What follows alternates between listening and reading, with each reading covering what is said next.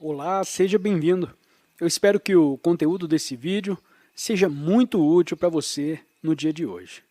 Deixo o convite para você se inscrever no canal e compartilhar o conteúdo com quem você quiser. Sou tentado a repetir a história de um grande discípulo que foi a Deus pedir que lhe ensinasse a verdade. Disse o pobre Deus: meu amigo, hoje está fazendo muito calor. Por favor, vai buscar-me um copo d'água. O discípulo sai e vai bater à porta da primeira casa que encontra, e uma linda jovem lhe abre a porta. O discípulo dela se namora, os dois se casam e têm vários filhos. Então um dia começa a chover sem parar. Os rios se engrossam, as ruas se inundam, as casas são arrastadas pelas águas, e o discípulo se agarra à mulher, põe sobre os ombros os filhos, e ao sentir-se arrastado pela torrente brada: Senhor, imploro-vos que me salveis. E o Senhor responde: que é do copo d'água que te pedi? É uma história bastante instrutiva, porquanto, em geral, pensamos em termos de tempo. O homem vive do tempo. A invenção do futuro se tornou o seu favorito jogo de fuga.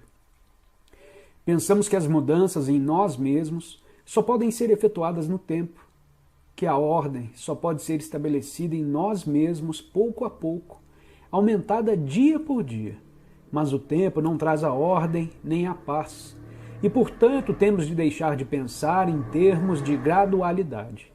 Isso significa que não há um amanhã em que viveremos em paz. Temos de alcançar a ordem imediatamente. Quando se apresenta um perigo real, o tempo desaparece, não é verdade? A ação é imediata, mas nós não percebemos o perigo existente em muitos dos nossos problemas e, por conseguinte, inventamos o tempo como um meio de superá-los. O tempo é um embusteiro, porquanto nada faz para ajudar-nos a promover uma mudança em nós mesmos. O tempo é um movimento que o homem dividiu em passado, presente e futuro. Enquanto fizer essa divisão, o homem viverá sempre em conflito. O aprender depende do tempo.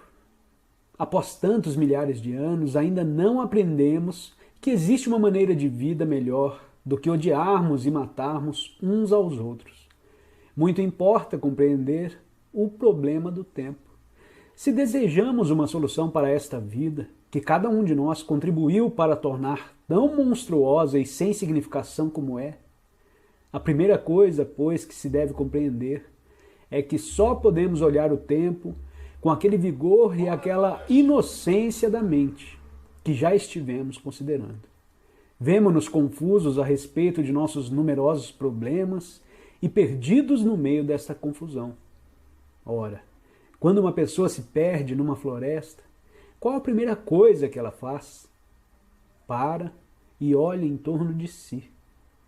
Mas nós, quanto mais nos vemos confusos e perdidos na vida, tanto mais corremos em todos os sentidos, buscando, indagando e rogando. A primeira coisa que você deve fazer, se me permite sugerir algo, é fazer alto interiormente. E quando para interiormente, psicologicamente, sua mente se torna muito tranquila e clara. Pode então considerar verdadeiramente a questão do tempo. Os problemas só existem no tempo. Isso é, quando nos encontramos com um fato de maneira incompleta. Esse encontro incompleto com o fato cria o problema. Quando enfrentamos um desafio parcial, fragmentariamente, ou dele tentamos fugir. Quando o enfrentamos com atenção incompleta, criamos um problema. E o problema continua existente enquanto continuarmos a dar-lhe incompleta atenção, enquanto esperarmos resolvê-lo um dia desses. Sabe o que é o tempo? Não o tempo medido pelo relógio, o tempo cronológico, porém o tempo psicológico. É o intervalo entre a ideia e a ação. Uma ideia visa naturalmente a autoproteção. a ideia de estar em segurança. A ação é sempre imediata, não é do passado nem do futuro. O agir deve estar sempre no presente, mas a ação é tão perigosa, tão incerta, que preferimos ajustar-nos a uma ideia que nos promete uma certa segurança. Olhe isso em você mesmo. Tens uma ideia do que é certo ou errado, ou um conceito ideológico relativo a você mesmo e à sociedade. E de acordo com essa ideia, você age.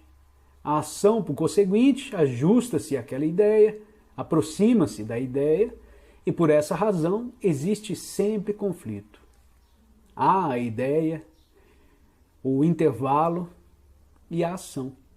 Nesse intervalo encontra-se todo o campo do tempo. Esse intervalo é essencialmente pensamento. Quando pensa que amanhã será feliz, tens então uma imagem de você mesmo alcançar um certo resultado no tempo. O pensamento, pela observação, pelo desejo e pela continuidade desse desejo, sustentada por mais pensamento, diz: amanhã serei feliz, amanhã terei sucesso, amanhã o mundo será um belo lugar. Dessa maneira, o pensamento cria esse intervalo que é o tempo.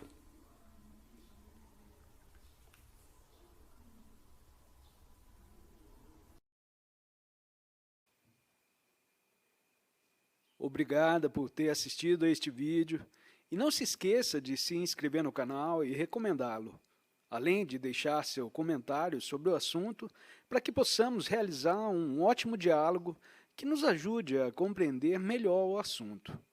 Tenha um ótimo dia e até o próximo vídeo.